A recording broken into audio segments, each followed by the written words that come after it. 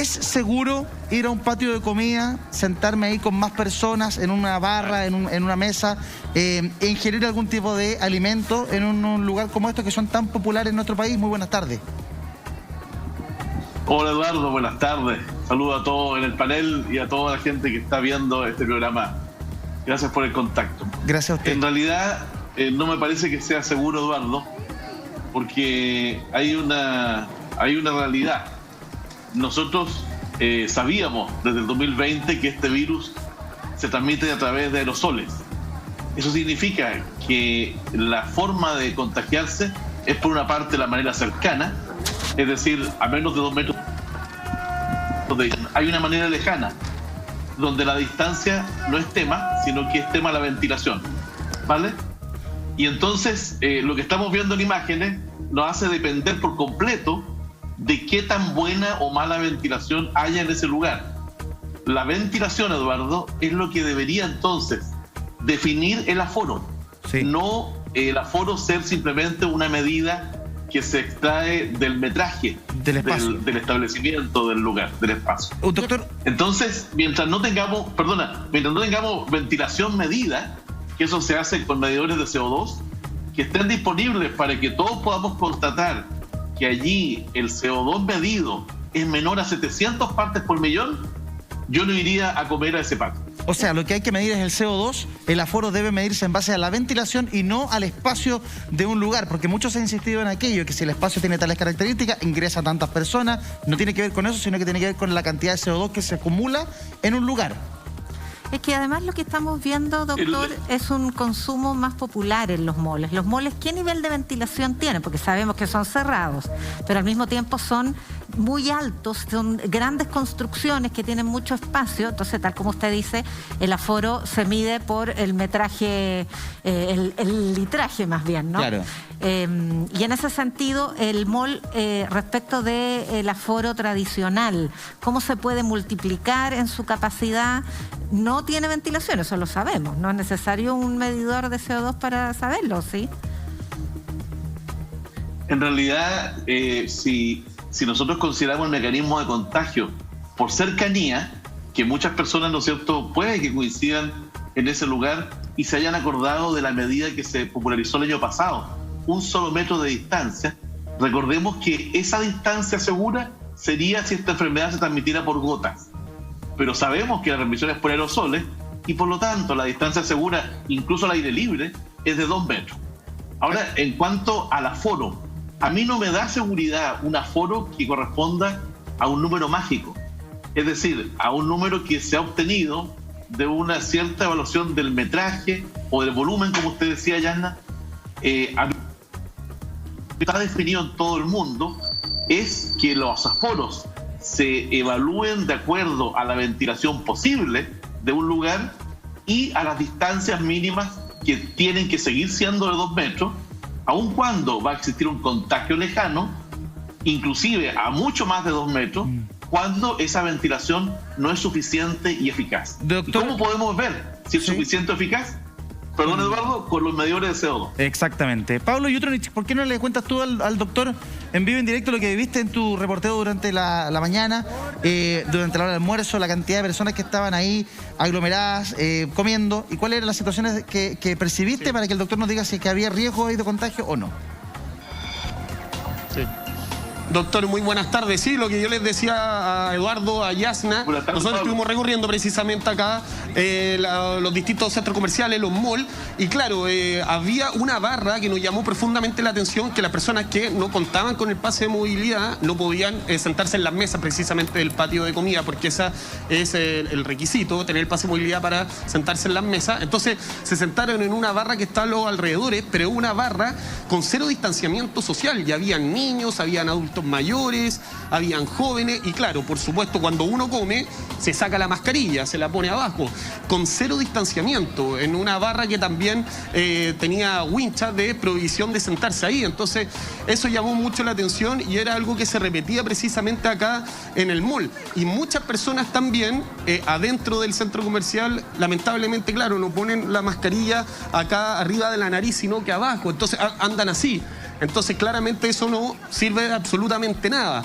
Eso es lo que nosotros pudimos ver cuando nosotros estuvimos recorriendo acá al interior del mall. La gente ingresa al mall y los aforos están determinados en las tiendas y en el patio de comida también, en los locales de los patios de comida, también larga fila. Vimos una aglomeración importante, se puede con el pase de movilidad, uno puede sentarse en las mesas, pero nos llamó bastante la atención. La ventilación, la verdad, también es bastante escasa, llama la atención. Y me parece que es debatible el decidir ir a un patio de comida a comer con la familia, con los amigos, depende. Y es un poco lo que estábamos conversando ahí con Eduardo, con Yasna.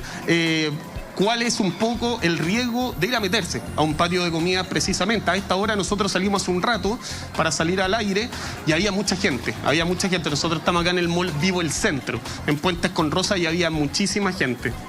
Doctor, entonces lo que nos describe Pablo es claramente situación de riesgo, peligro de contagio. Usted nos explicaba que al principio se creía que el virus se contagiaba por gotas que salían de la boca de cada persona, ¿cierto? De la zona bucal. Sin embargo, se ha comprobado que el virus se contagia por aerosol. Cuando yo hablo, emito ciertas micropartículas que quedan suspendidas en el aire. Cuando respiras también. Y cuando respiro también. Quedan suspendidas en el aire. ¿Esas se mantienen en el aire durante cuánto rato y a qué distancia tengo que estar yo del resto de las personas para estar seguro?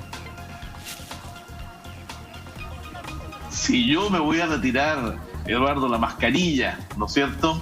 Y ya vamos a hablar de cuál es la definición correcta de mascarilla, porque sí, pues, si es todo lo que cubre nariz y boca, la verdad que vamos a estar muy mal en relación con la variante Delta, sobre todo.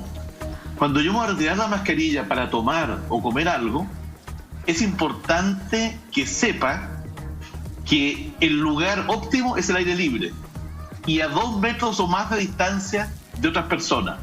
Porque si yo estaba protegido más o menos, ¿no es cierto?, con una mascarilla que no me diera completa certeza de que su estándar de calidad sea el óptimo para aerosoles. Recordemos que eso depende no solo del filtrado, sino también del ajuste, que en realidad tiene que ser perfectamente ajustado al rostro.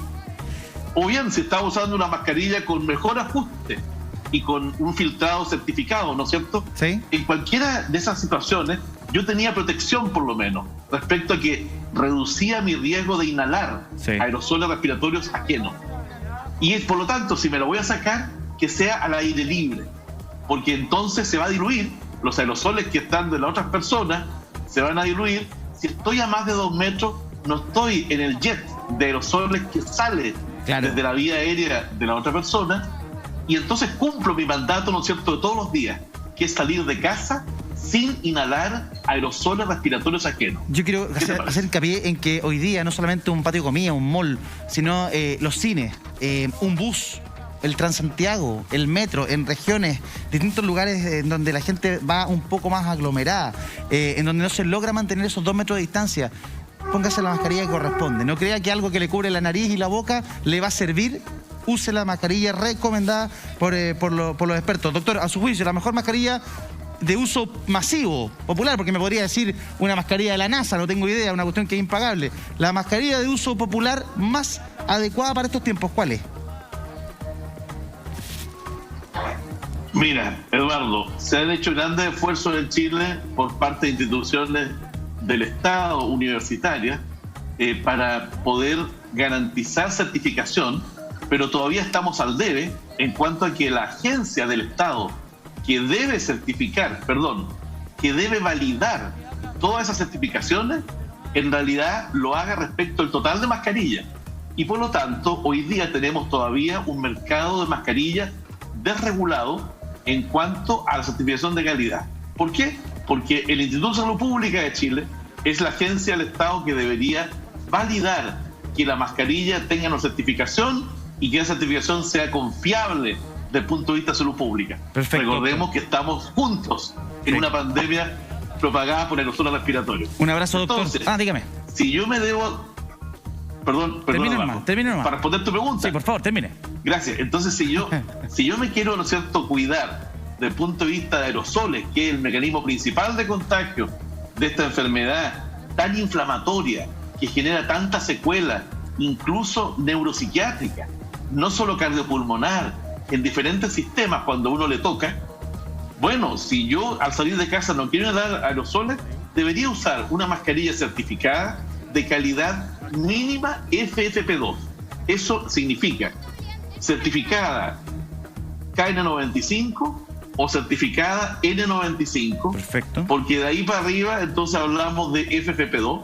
Pero ojo, no podemos como ciudadanos quedarnos tranquilos sin antes exigirle a la autoridad que comience ahora a validar del método que tienen, ¿no es cierto?, que es muy bueno, todas las mascarillas certificadas, no solamente aquellas que se usan en minería y en construcción, que son las que actualmente se consideran elementos de protección personal y por esa vía el ICP las toma y valida su certificación, sino que todas las mascarillas que se venden deben tener un proceso de validación de su certificado de calidad. Exacto. Para que tengamos un mercado de mascarillas regulado y confiable.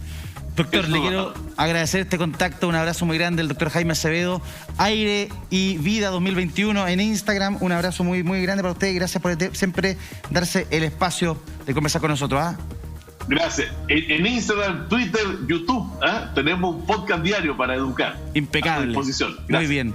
Trate de evitar la aglomeración. Ustedes que nos está viendo, trate de evitar un espacio tan aglomerado como un patio de comida. Muchas veces el transporte público es algo inevitable, cuando tienen que irse a la pega, cuando tienen que irse a trabajar y van en ese tipo de lugares, trate de ir con la mascarilla adecuada, que cierre bien por todos lados para no verse expuesto a este virus.